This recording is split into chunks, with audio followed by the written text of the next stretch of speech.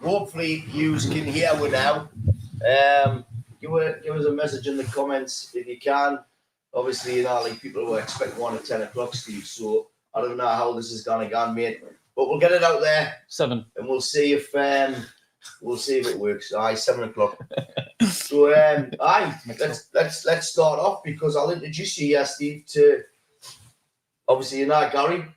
Yeah. But Ross on the end there is a Mackem. Good evening, Ross. How are you, mate? Steve, how are you doing, mate? Are you all right?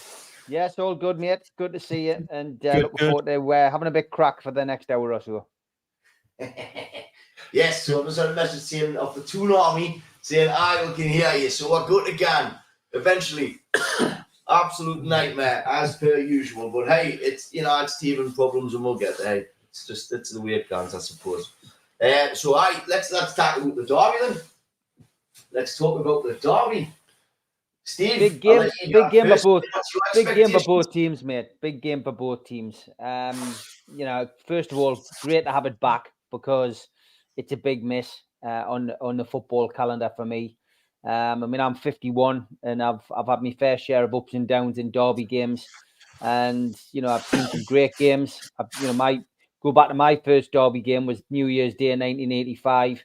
Peter Beardsley hat-trick, missed a penalty as well. 2 Sunderland players sent off, and I thought every derby game was going to be like that. But then, fast forward a couple of years, I was at St James's Park to see the playoff match where I was at both games. I was down at Roker to see the 0-0, where we gave away a penalty. Mark Stimpson, I think, cut across Marco Gabbiadini. Paul Hardiman stood up to take the penalty, and Burridge saved it. There was a bit of controversy over Hardiman's follow-through. Burridge claiming he'd been kicked in the head. But Newcastle fans and players celebrated as if they'd won the playoffs that night.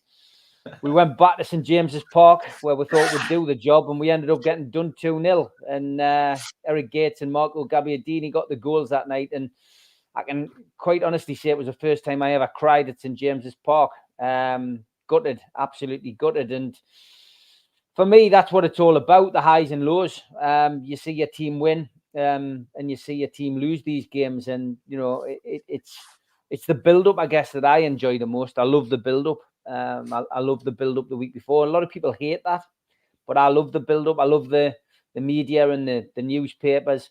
More online nowadays because, papers are going out of fashion. But I just love I love the build-up. And I think it's really something that's only developed really since I was born, because I guess you go back to the 1960s and then further back, the 50s and the 40s, because it's a working class area and because of the way that football fans were up here in those days, people used to go to both Newcastle one week and Sunderland the next. It's probably only the change in cultures in the 70s and 80s in particular that probably changed the whole dynamic of it. And there's been animosity, there's been trouble, there's been tribalism taken to a different level. But for me, it's still the same old derby that it has been all these years, and it's just great to have it back. Circumstances have obviously meant that Sunderland, found themselves out of the Premier League and then out of the Championship, and Newcastle, of course, they've had their ups and downs, a bit like a yo-yo club, at times as well. But we go into this game evenly poised. It's all square in wins in these derby matches, and it's exciting because Sunderland are obviously hoping to get back into the playoffs this season, and Newcastle United are on their own different journey now. 2 years now we've had ownership, which has seen Newcastle, develop at a fast rate. The sleeping giants well and truly awaken, and they've qualified for the Champions League. Obviously dropped out last night, like Man United the night before. But from our perspective, it's been a great journey so far, and we can just sit back and enjoy the ride, I guess, now. But that doesn't mean that we're sitting back expecting this game in January to be easy. It'll be far from easy, because no matter what division you're in or what division either team's in, and no matter what kind of run you're on, the form literally goes out the window. But yeah, I'm looking forward to it. Can't wait. And I guess Sunderland fans are exactly the same as Newcastle fans. Ross? Yes, yeah, I mean, very much what Steve said. Derby game's a great game to be watching. Ups, downs, highs, lows. Much like Steve, I've seen a lot of Derby games over the years. Some we've enjoyed, some we haven't enjoyed. But it's great. It's great to have it back. But I've got to say, at this moment in time, the way Newcastle is and the way Sunderland is, to have a Derby game in the cup, it's great. It's great for me because I would hate to meet you in the league. To be fair, at this moment in time, and I would hate to have 2 Derby games in the league. But going forward, like you say, it's a cup game. Anything can happen. There's been giant killers, but derbies are special, aren't they? You can never predict it. You think it's going to go one way, then it goes the other. Teams play on the day. And you're right what you're saying. There's been a lot of animosity over the years, a lot of naughty, silly things that's gone on and what have you. And to me personally, but to me, just watch. Let the lads do the football. Talking on the pitch. You love to see a tackle. You love to see the passion. You love to see it. And I just think, unfortunately, at this day and age with football, you're not going to see that because refs clamp down on everything so much now. And a lot of players, that don't like to be touched. You see them falling over and tripping over and sliding and what have you. And you think, you haven't been touched. You're playing to get the player yellow carded, red carded, sent off. And I think that's a shame in the modern day football. Maybe I'm old school, going back a few years now, but it'd be a great day. Like Steve says, it's the week leading up. It's everybody you work with. Newcastle fans, Sunderland fans, banter with each other. It's great, and I love it. But like I said, I wouldn't like to be in the league and playing years twice because I really do think that we're nowhere near what Newcastle. We're nowhere near Premier League status. Never mind playing against the likes of Newcastle, and that's. It's hard for me to say because I want to be up there. I want to be. There's a team, Sunderland, competing with the best in the league. Competing with the likes of Newcastle, Tottenham. Man United. I would like to play Man United at the minute, though. To be fair, but never mind. See, you're saying that, but we're actually better off than what Newcastle are. It's the agenda, isn't it? I know we're not where we should be, but on form, on paper. Like, we've both won at the Champions League. Man United's terrible. But so is Newcastle. I get what you're saying, but is it just because the expectation of Man United's higher than what it is in Newcastle? Why you say that? Because the reason I say is because watching Newcastle play and watching Man United play, Newcastle always seem to have something in reserve. They always seem to have the players, if they're going to go forward, they're going to do something. Watching Man United at the minute. They don't seem to have that cutting edge anymore. They seem to be struggling in all parts of it. They seem to struggle in all parts of the pitch. Where you've got Newcastle, you've got Bruno in the middle. Is an absolute exceptional talent when he turns it on. You've got they've got match winners all over the pitch. They've got goal scorers. They've got Joe Linton. Wow. You'd think, has he got a twin brother and you've sent the other one back and brought another one through?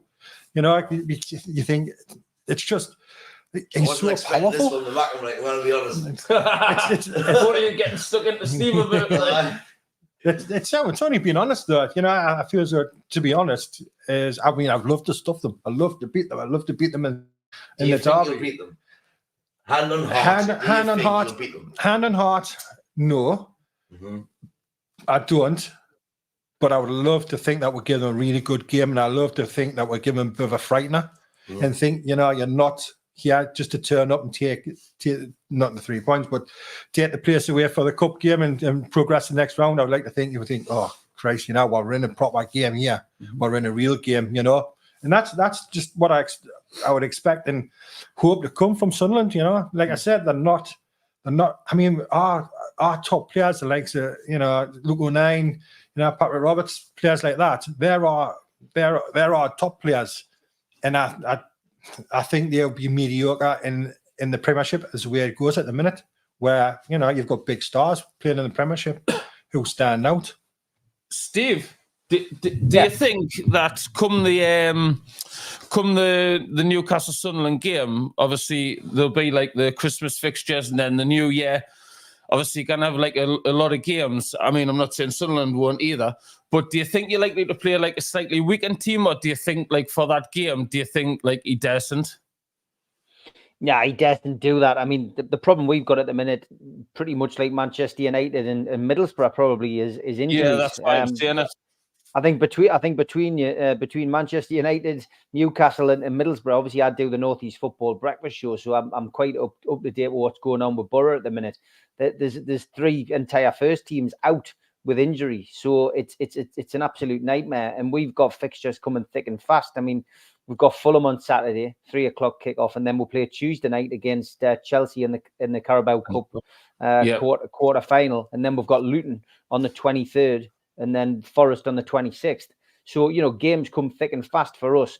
And then that week we play Sunderland. I mean, it's a blessing for Sunderland, I guess, because, coming out of that busy Christmas period, we've then got Liverpool on New Year's Day. We'll play Sunderland on the 6th of January. And then we'll play Manchester City at home on the following Saturday. I mean, that is a nightmare set of fixtures for any football team. Your local derby sandwiched in the middle of 2 games against 2 teams that potentially could win the Premier League. Following on from Man City, by the way, we've got to play Aston Villa away on the Tuesday night. People saying that getting out the Champions League makes it easier. Well, that January period is an absolute nightmare for Newcastle. We've just got to hope and hope that the fitness of our players improves over the course of the next couple of weeks. We've already seen Dan Burn coming back in, Callum Wilson coming back in, and Sean Longstaff coming back in. That's a big plus. But then last night, Anthony Gordon limping out. We're not sure what the situation is with him. Dubravka had come in, obviously conceded 9 goals now in his first 3 games. His competence, if nothing, is going to be very, very low. We just got to hope we've got players back.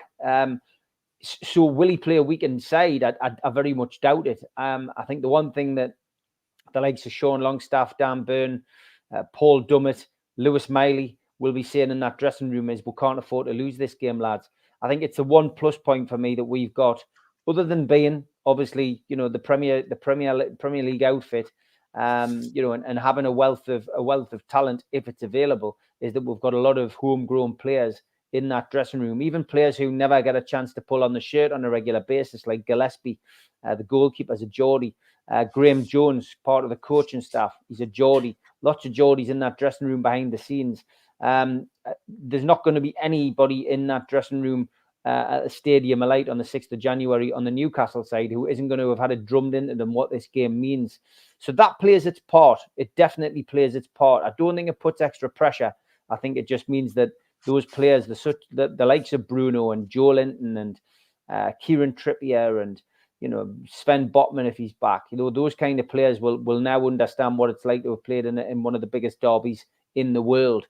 So yeah, I don't think Newcastle, if they're fully fit, will play a weekend squad at all. I think they'll take the game very seriously, and a lot will, of course, depend on how they do in the Carabao Cup. If Newcastle can beat Chelsea on Tuesday and progress to the semi-finals, then they will be looking at that game as well. That'll have to fit into those fixtures in some way, shape, or form as well, which adds to the busy, congested fixture list. But that means then that, again, that's something else that has to be taken into consideration. Obviously, nothing can affect this transfer-wise. If Newcastle were to make a couple of loan signings, etc., early doors in the year, they wouldn't even be considered for the Sunderland Cup game, I don't think, anyway.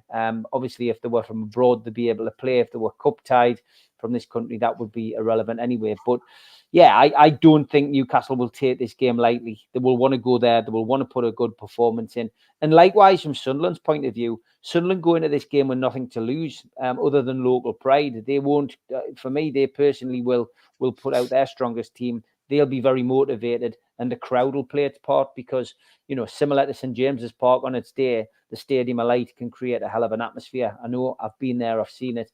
I've been on both sides of the coin down at the Stadium of Light. I've seen, Ryan Taylor over the wall, but I've also seen Jermaine Defoe, put us to bed and a couple of others besides. So it can have a massive benefit, that. But I guess Eddie Howe will be going down there to keep it tight for the first 15 or 20 minutes, to try and silence the crowd, to turn that crowd against Sunderland rather than allow them to be the 12th man. And they'll be looking to get an early goal. That's what they'll be looking to do. But it's exciting. I've wanted a cup draw against Sunderland for the last few years now. I've been hoping this moment would come. I preferred it if it was at St James's Park, especially with our home form. Our away form isn't good this season, but that has to change sometime. But yeah, I'm looking forward to it. But we'll take it seriously, 100%. Steve, just a question. Just going back to what you said before about the Longstaff, Callum Wilson, Dan Burn. I heard things last night saying that Howe made the wrong decisions to bring the subs that he brought on. Now, in respect of, say, Dan Burn was supposed to be out for 3 months. He's literally done 6 weeks. He's now back on the pitch. Do you feel as though that he may have been brought back a little bit too soon, and was he unnecessarily used last night to come on of it? I know it's a Champions League and Eddie Howe wanted to win it and he wanted something out of it, but do you think that was the best sub to make, the best idea? And do you think these 3 players may be back a bit too soon, given with the amount of games that's going to be creeping up on Newcastle? I mean, make no bones about it. My qualifications as a manager stretch to the Gateshead District Sunday League, so Eddie Howe definitely knows better than I do. What I always say, in these circumstances, is that Eddie Howe works with these players on a day-to-day basis, and he will not take an unnecessary risk on bringing a player back. I think we've seen that already this season, where a player's been training, he's been back on grass, but then Eddie Howe's just not taking the gamble, not taking the risk. I would agree with you. In my opinion, last night, I don't think bringing Isak and Burn on benefited us in any way, shape or form. However, Trippier was injured and Trippier had to go off. So, he had to do something. He decided to take Livramento away from left back, who was having a cracking game down there, and, move him to right back, which is, his natural position. And I think bringing Burn on at left back and playing Isak on the left, I think it nullified our attacking option down that side. And I think that, unfortunately, played its part in Newcastle probably going out. But we missed chances. The one thing that we have done in the last 3 games, the 3-0 defeat at Everton, the 4-1 defeat at Tottenham, and now the 2-1 home defeat against AC Milan, is we've missed chances. We haven't put our chances away. And if you don't put your chances away, then, it comes back to bite you on the backside in the Premier League and in the Champions League. And that's what we've seen. Newcastle last night could have gone 1-0 up with Almiron scoring. If he'd had a right foot and been able to bury that, then Newcastle go 1-0 up. Joe Linton makes it 2-0. It's a different game altogether. Similar against Everton, we missed chances early on. We could have been 2 or 3-0 up in that game. But then, on the hour mark, Newcastle seemed to collectively, go tired and become lethargic. And, Everton got that goal. And again, it all changes. The crowd are up for it. Everton are up for it. Newcastle had a mountain to climb and lost that game. And the Spurs game, I just think was a hangover from Everton. I just think we went into it. I hate to use the word tired because, I agree with what Melly put out on Twitter the other day about, us being tired as supporters, spending, a ridiculous amount of money going up and down the country to go to these grounds to support the teams, as well as, doing what we do with work and with our families. We're tired, but we still go and we still support our teams home and away. But the bottom line is that, footballers shouldn't be tired, man. They're getting paid a ridiculous amount of money, anything between 50,000 and 150,000 a week for some players, at Newcastle, I would say. And, you can't use tiredness as an excuse. Like, so, yeah, I don't think, answering your question in a roundabout way, I don't think they're rushing people back. And I don't think essentially, I don't think that, Eddie gets everything right. I do rate what Eddie's done at Newcastle. I think over the last 2 years, he's been absolutely fantastic. I've already seen the rumours and the stuff that's getting, put out on social media over the course of the last 24, 48 hours. Howe's out of his depth. Time to move Howe on. Time to bring Mourinho in. Get a life, man. Honestly, you're having a laugh, aren't you? Eddie, after what Eddie Howe's done, if anything, he's bought himself at least a couple of seasons grace.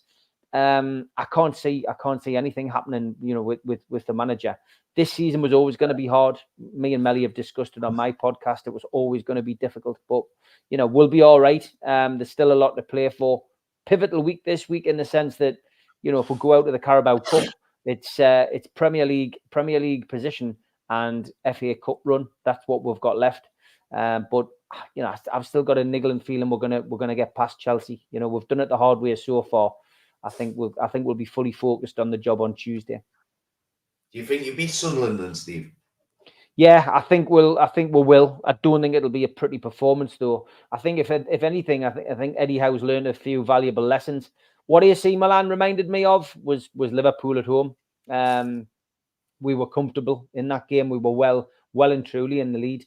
And then we were gung ho and we blew it. We lost 2-1, caught on the counter by Nunes, and ultimately we blew that game ourselves. Last night was a carbon copy of that game. Pushing forward, going gung ho. If there was a time to shut up shop last night, then last night was it. 1-0 up, and go defensive, bring an extra defender on, shut up shop. If you draw, you're still going through into the Europa, and that's the way they should have looked at it. But we didn't, and Fabian Schär doing a Philip Albert last night, pushing forward, and leaving that huge gaping hole at the back for AC Milan, to capitalize on. It's the way it goes. And you can point to the PSG penalty and say, well, if that penalty hadn't been given, etc. But we agreed, Melly, when we did our podcast earlier, that Dortmund, home and away, you've got to win your home games in the Champions League. If we'd beaten Dortmund at home, there wouldn't have been an issue, but we didn't. And yeah, the rest's history. But it's a learning curve. I, for one, as a Newcastle fan, and I know some people don't understand this mentality. I've seen a journalist, national journalist, Simon Bird, calling people like me a pragmatist and a killjoy because I've said that I'd rather be out of Europe than go into the Europa. But that's my opinion, and I'm entitled to it. I don't personally think it's right that anyone going out of the Champions League should then be rewarded by going into another European competition. What other cups does that happen in? I think it's ludicrous. It's like being rewarded for failure, and I've never liked that idea. Never liked it at all. So, yeah, I would like to have still been in the Champions League. It would have been an impressive debut in the Champions League to be getting through to the last 16. But that's for another day now. You wipe your nose, you move on, and you just say we weren't good enough on this occasion, but we've learned some valuable lessons. We've made a few quid. Now let's do it again. But yeah, Sunderland is going to be a tough game. It's going to be like a cup final. But I think we've got enough to beat them. And I think if we don't beat them and we lose that game, that'll be the biggest embarrassment of the season for us. So there is a lot of pressure on that game. Think of that. Well, I think it's all for you to lose, other than us, instead of us to lose it. If we win, it's a massive bonus for us. It's absolutely fantastic. And would you love it? I would love it. I would love it. But no, in all seriousness, of course, I would love it if we beat them. And I think, like I said just before that, it's theirs to lose. And it's a bonus if we win. We've got to go out there and we've got to play exceptionally well and hope Newcastle maybe have a couple of players who has an off day. But it's a derby, and the derby you can throw the rule book out the window and say You play here, you play there, you do this, you do that job. Because it doesn't work that way. Emotions get the better of players. Tension, the crowd getting behind players, the crowd getting behind the team. It's like sometimes, and Steve will know this, and you lads will know this from derbies, from the Man City, Man United games. The crowd can be an extra player. Really. The crowd can be an extra player on the pitch. It really can once, And I do hope. I would love to think that we could get an early goal, and then set things out that way, and get an early goal, and then see what Newcastle come back out with, and let's see where we can go with that. Because I think the longer the game goes, the more we'll tire, and the more Newcastle will grow into the game. It's a lot to do with the Championship. Is different to the Premier League, which we all know about. So you graft in the Championship, you play, it's football in the Championship, where it's flair in the Premiership. The Premiership, you've got a lot more time on the ball. Players don't get closed down as quick. Players can have a look around, make a move, pass the ball, pass a move. Championship, it's that on top of you, that harder, that's faster, it's harder. And I think that may become the difference between the two teams. The difference between the flair and the work rate. And like I say, if Newcastle don't come with the ethics of we're going to match that work rate, then I think we will maybe pinch something. If they do, then we've got to try and rise to Newcastle standard and work through it. But, it's a derby. You just never know. You just never know. If it's a draw, is it a replay or is it settled that night still? I think it's settled, isn't it?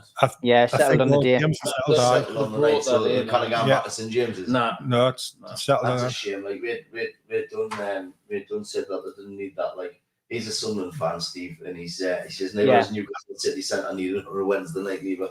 And Army says I think most of our players are coming back early, but he also said that he thinks that you need a new goalkeeper in before the Sunderland game, mind. Steve, like a lot of things that Ross is saying here, I'm thinking that you might have put our podcast out already. But because we've touched on nearly everything, he's touched on nearly everything that we touched on the day. And he's got some good, valid points there. But I don't know if you've seen the news, but Arteta's been let off. Have you seen that? Yeah, I have, yeah. What do you think of that? He's got friends in high places, doesn't he? That is strange. It really is. I mean, what kind of message does that send out? To kids, to people who take it up at amateur level. What kind of message does that send out? That you can just stamp your foot and say whatever you want. I mean, Arteta's really an embarrassment at times for me. We need characters in the game, but characters within reason. You've got to behave yourself on the touchline, but clearly maybe it comes down to what he said after the game. I know people can say things in the heat of the moment, but I just think that he gets away with it time and time again, and I'll never understand that. I'll never understand why they allow people to do that. When you look at the likes of Ten Hag and Eddie Howe, who conduct themselves in a certain way. You look at Tony Mowbray, the way he's conducted himself prior to his departure at Sunderland. The rules. The product. They've perfected this way of speaking to the media. The media trained, the media savvy. They keep that cool, and they don't let their emotions, rule ahead. Probably the most embarrassing one, I guess, in terms of Newcastle. For everyone else was Keegan's outburst. We felt it was passionate when he did it. I'd love it if we beat them, but that was a classic case of Alex Ferguson's mind games getting into somebody's head. But that's probably the most infamous one that I can remember from a Newcastle point of view. Of course, we've had Alan Pardew headbutting players on the sidelines in our time. We've had Jim Smith ranting and raving back in the day, in the late 80s, early 90s. But most managers we've had over the years have been spot on. Local Ashington lad as well, of course, Big Jack, who just left one day and went off fishing at half time against Sheffield United in a friendly and never came back. Another bizarre managerial trait. But look, it's no shock, it's no surprise, that Arteta's been let off, mate. And you talk about goalkeepers. De Gea's been linked time and time again with Newcastle. He's putting some very cryptic messages on his Instagram and, work. He's clearly got a club, that he's going to play for. Is it going to be Newcastle? Do Newcastle need another goalkeeper? I would say they do. And I said this before the injury to Nick Pope. Nick Pope's 31. I know goalkeepers can probably play slightly longer than an outfield player.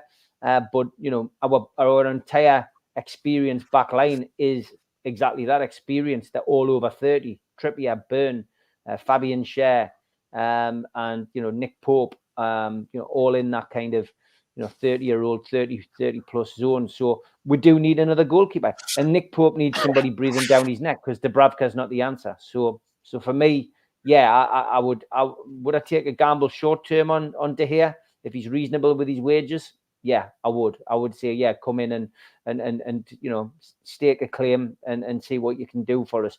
I'd still have faith in Karius. Kid's got a bad reputation because of the Champions League debacle, but didn't let us down in the cup final. And I'd be quite confident to go into the final, the second half of the season with Karius in goal. But we'll wait and see. I know you don't think De Gea would be a good move for Newcastle, but if it means we've got two goalkeepers who are giving each other a bit of competition until Nick Pope comes back, then I don't think it's a bad move as long as the wages are right.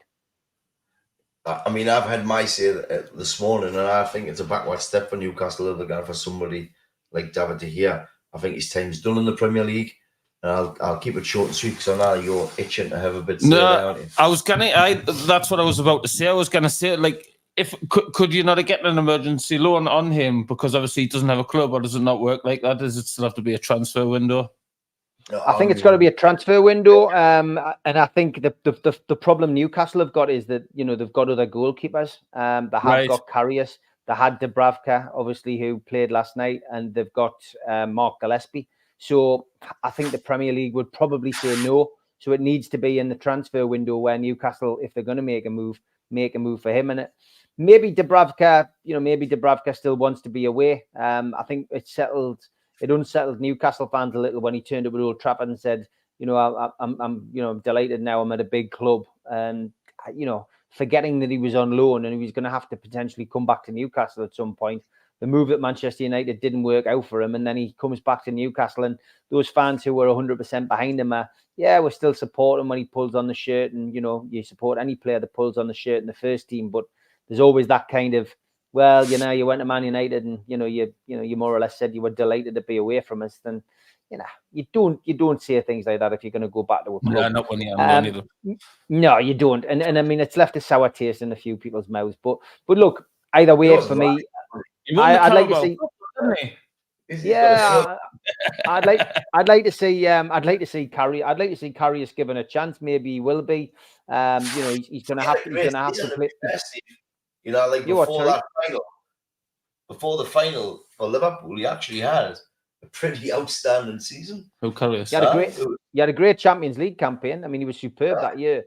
But this is the problem with goalkeepers. You drop a Rick, that's what people remember. They don't remember your Gordon Banks moment or your Jimmy Montgomery moment where you pulled off two great saves to keep somebody in a game. They forget that, and you're judged on dropping a howler, and it's what an honour's facing at Manchester United at the minute. I mean, I've got to be honest. Every time I've seen him, I haven't rated him. I mean, Steve's right what he says. You can be the greatest player in the world, and you make one mistake, and you get remembered for it. Just go back to Zidane, fantastic player, probably one of the best the world's seen, and he does that headbutt on the Italian player, and everybody remembers that. When you speak about Zidane, about the headbutt, never about his career, never about how good of a footballer he was. I mean, people will say, yeah, he's a great footballer, but it just goes back to that headbutt, isn't it? So I think players sometimes, in the heat of the moment, probably don't think. But I think Dubravka had time to think and plan what he was going to say before he actually said it. And I think that's a massive downfall for him. Massive. It's not ideal. And Steve, I mean, like, as you know, and everybody, people's come online, they'd struggle tonight with sound to start with. So we're starting a bit later, and unfortunately, we do have. I mean, what time are we on now? It's 20 past 8. So I think if we can run for another 10 minutes, is that all right with you? That's fine by me, mate. West Ham are winning 1-0, by the way. Ross has got to get away. So a couple of quick messages have come in. Mel, why you got the camera so far away, mate? And Mark Byers has backed them up with you, Gary. Can you move the camera closer, Melly? It's trial and error, lads, and we'll get there. So what's going on here? I didn't know Mackem's had podcasts and internet. He doesn't. He's come down to mine to use the internet. Steve replying to a couple of the lads there. Love it. Thank you very much. Wonder where I'd gone. Thought you went to the dark side, lol. Said Councillor Spenny. Good crack. So let's just talk a little bit more about, because obviously it's a huge game. It's a massive game. You've covered most of what we wanted to talk about, Steve, and I didn't know if Ross had any more questions for you regarding it or debates. Do you? I mean, how many tickets do you think we'll get, Ross? What I mean, there's big meetings going on between both clubs. Obviously, Northumbria Police are delighted about this fixture. They are on the. What do you reckon we'll get? What do you reckon we'll get? Steve, to be perfectly honest, it's a hard one to answer because I think Northumbria Police is going to have the final say in it, because of everything that's happened in the past, and I do think that they'll. I mean, you quoted 10,000 tickets originally.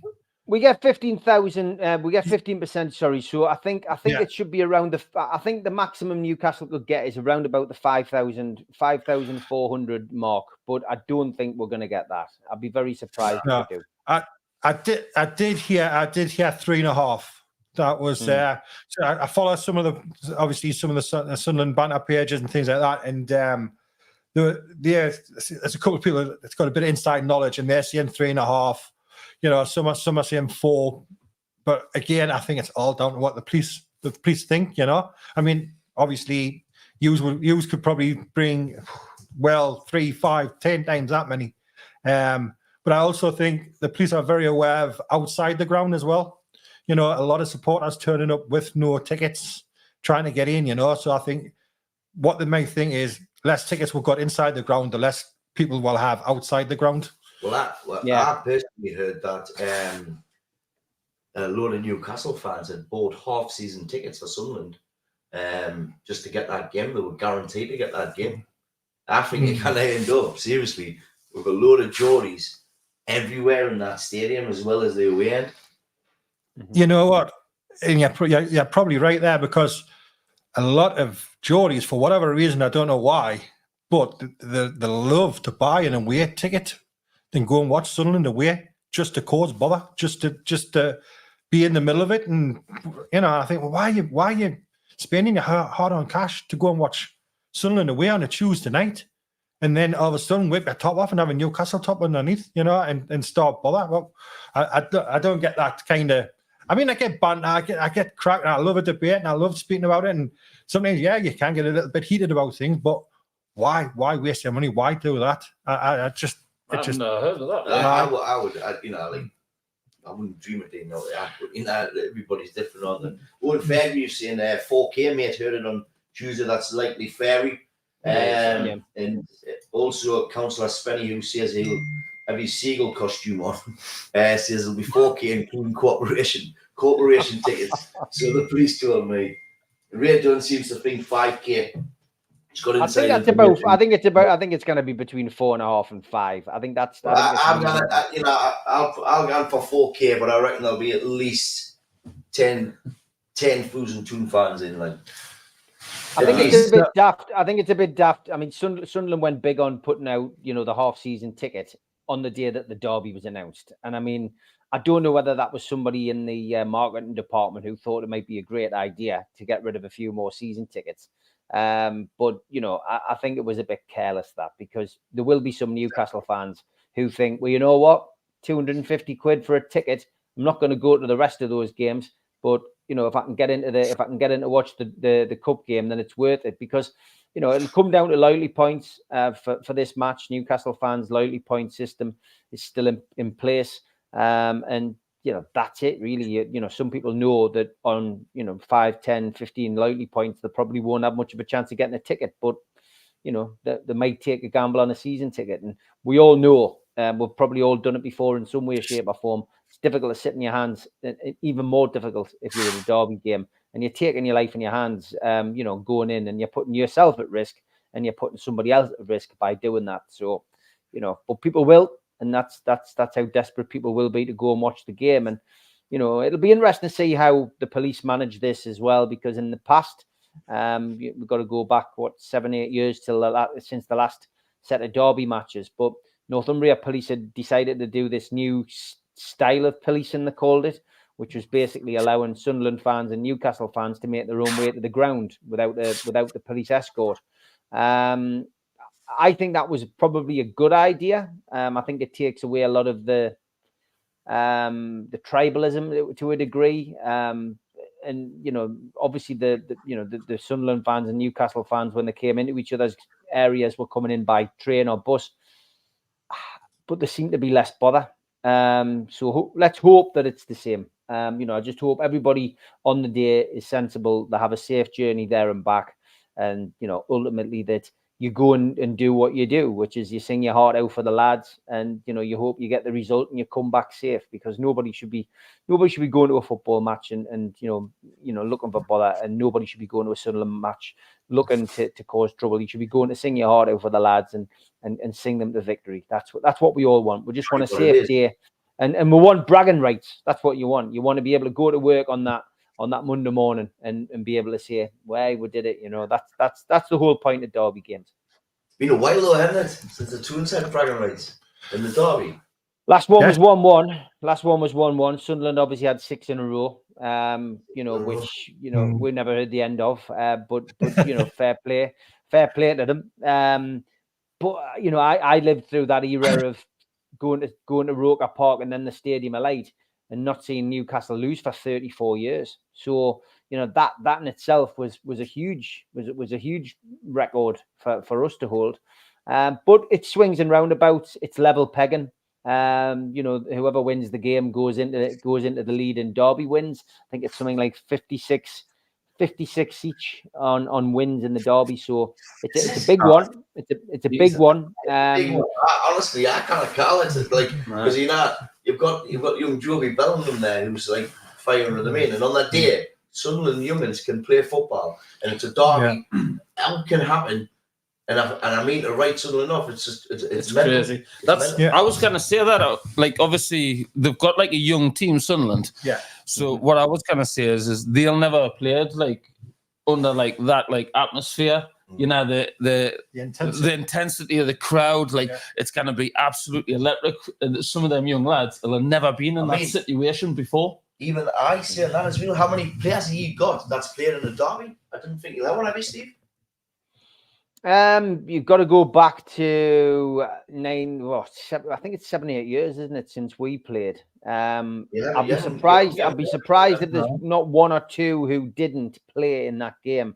I mean, or at least were involved in the club in some way or form. I probably would imagine that Paul Dummett would have been there. Even about Matt Ritchie, was he there? He was there, wasn't he? Matt Ritchie was probably there as well. In fact, here we go. I've managed to get the lineup. So in goal was Rob Elliott, Daryl Janmat, Chancellor Mbemba, Jamal Lascelles, and Jack Colback was your back four that day. Newcastle's back four.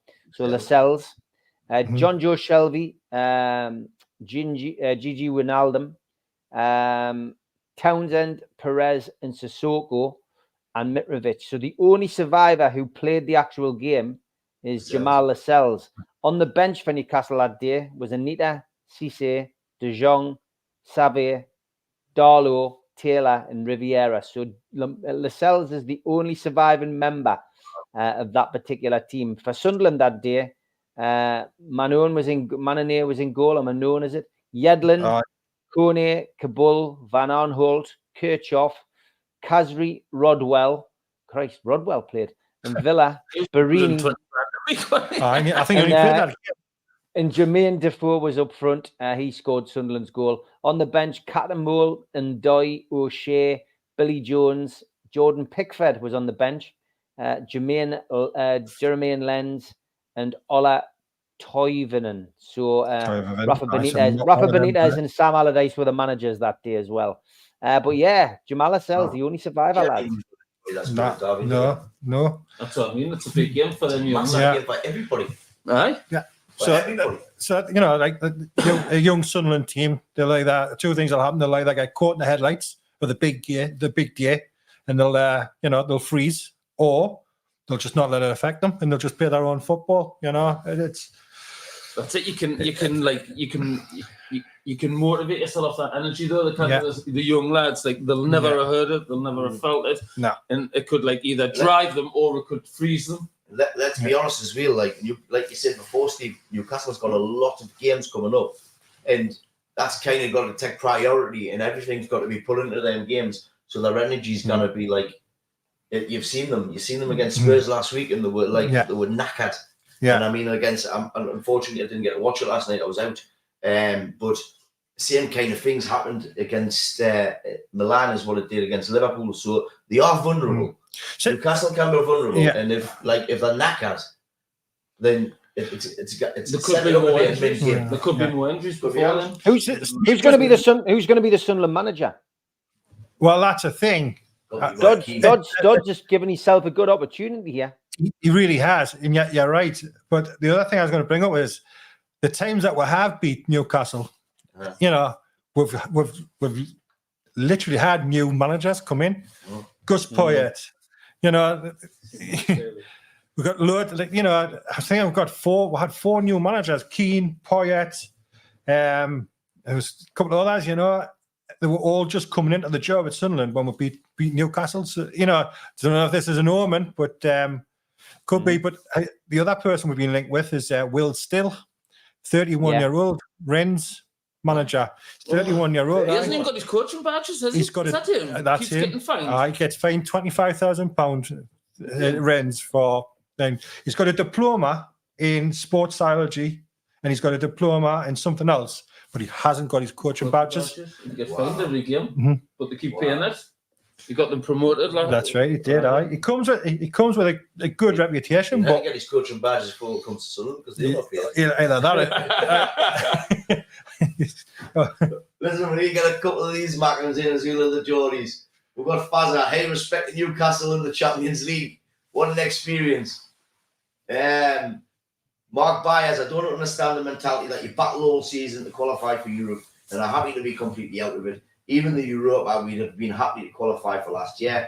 I agree with you, and I'm sure Steve, deep down, if it was the Europa from the start, then fair enough. But to drop into it in the current situation that he's in, I think you and Manchester United could have really done without it. Aye, and I think it's a blessing in disguise. Focus on getting in next year. Because I said to him, I said to Gary the other day, from Manchester United's point of view, you try all season to get in the top four of this Premier League, and then it comes down to one game for 90 minutes where you get to stay in the Champions League. And on our perspective, they had one shot on target for that game, fought all season to get in the Champions League, and they had one shot on target. With Newcastle, it was a little bit different. You give everything that you had. Should you have potentially held out, and should Bruno brought that kid down and took the yellow card and kept it 1-1 and gone to Europa League, and then after Christmas got all these fixtures again and you're travelling all over the world? Did you need that? I don't think so. I think focus on your Carabao Cup tie. You've got a big derby coming up in the FA Cup. You've got the league there, which is still, even though you've lost the last couple, you're still there or thereabouts. So it's potentially, you're going to be there or thereabouts. Try and qualify for the Champions League next year. Have a good cup run, and just say Toronto. I'll be honest though. I'll be honest though. I think on current form and with injuries and stuff like that, I think Man United and Newcastle will be very, very lucky to make the top four this year. Very, very lucky. Yeah. I think you've got Arsenal, who's going to push to win the league. You've got City, Liverpool, who's playing well, picking a load of points up. And then you've got Villa, Oh. who's like playing really, really well. They've got a very good coach and they've got good players coming off the bench who's making subs at half time and stuff. And they're doing very well. Then you've got Spurs on the back of that. Then you've got us two. That's like hitty-missy. Like we're kind of team to put like a good run together. But that's the thing, isn't it, Gary? Like they're hitty-missy. So our other teams, they're winning. And we are still within reach. We are, but I just think it'll be hard. If we turn a corner, then, I think if we start, obviously playing and winning, and I can't see it happening, honestly. I can't. That's what I'm saying. Players. Not like Newcastle. I think they'll struggle because they've got I don't know. Thin, see who they bring in. The squad's thin, but it's going to be tough. I think, but you need to concentrate on that. Steve, do you want some cheesy chips, Mara? Seeing that. No, thank you. Definitely not. You've said this a couple of times on my show as well, but you said the squad's thin. When we've got our squad back, Newcastle had a stronger squad than they did last season. But like Manchester United, we've had a horrendous run with injuries, and some of that has to come down. I would say maybe the change in the Premier League rules. The fact that games are longer now. There's certainly more injuries across the board. Brighton have got a decent injury list now. You look, there's teams' injuries are mounting up. It'll be interesting to see where people are after Christmas. But Newcastle United and Manchester United have suffered massively over the last couple of weeks with a bad injury run. And I still think our squad's bigger and better than it was last year. We could never have predicted what was going to happen with Tonali. We could never have predicted that at all. I think he had 100 quid on it at 64. Hey, he was our major signing. He was our major signing this season, this summer. And do you think Milan's still just doing the river with that one? Do you think knows? Who knows? I very much doubt anybody would have known about it. I just think, unfortunately for them, financially they needed to sell their best player, and that's what they chose to do. And he didn't look happy when he arrived at Newcastle. But then, is that just the cut of his jib? Is that his demeanour? Is that just the way that he looks? His wife looked very happy about coming to Newcastle, and clearly she'd seen, Phoenix in the Black Garter. But from our perspective, it's a massive miss for us. I think I've seen some people say that had he played last night, the Newcastle or had he been available for the Champions League games, Newcastle would still be in the Champions League. You can't say that. We saw bits from him, but we didn't see. I don't think we saw the real Tonali. I think he knew this was going to blow up, and he had all the worries of the world on his shoulders. I think when he comes back in August, he will be like that new signing we should have had, and I think it'll be a big boost to our squad. But I don't think Milan knew. No, I certainly don't. I think it's unfortunate, and of course it looks like that, and we got them in the Champions League. But yeah, he's a big player to come back, and thankfully he's been allowed to train with the first team. So it's not as if he'll be a stranger when he comes back. He'll be a fully integrated part of that squad and ready to go in August. Yes, well, we're going to have to go on, Steve, because Ross has got training. He trains the young'uns. Well, I say the young'uns there. Seniors. Young adults, seniors. Yeah. But, mate, look, it's been absolutely great to have you on. I'm sorry it went the way that it did originally, but, look, we'll get there. And I'd love to get you back on again in the future, and we'll get maybe a different Mackem nearer the time. Just to mix it up, we'll get Fazar in. Fazar loves a good bit. Aye. So, mate, look, thank you very much for coming on, pal. I really appreciate it. And it's been nice to have you, mate. Great to be on. And if anybody wants to pop over to NFC Matters, get yourself on there. We do 7 shows a week, and we do get Melly on from time to time. Melly's next show is on Saturday morning, 10 o'clock. So you'll be able to find out what Melly's got to say about what's going on at Newcastle, Manchester United, and in the Premier League. Aye, Ross covered most of what I said. I couldn't believe it. There's a few other things on there, but good luck with the training, and I'm sure we'll speak again. Take care. Cheers, mate. Take care. Cheers, Steve. See you, lads.